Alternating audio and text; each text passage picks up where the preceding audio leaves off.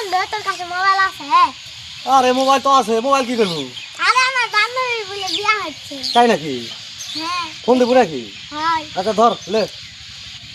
শাল আমি টং টং টং টং।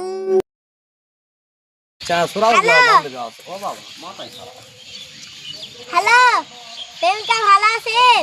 আমি তোমাকে ভালোবাসি। আচ্ছা শোনা, আমিও তোমাকে খুবই ভালোবাসি।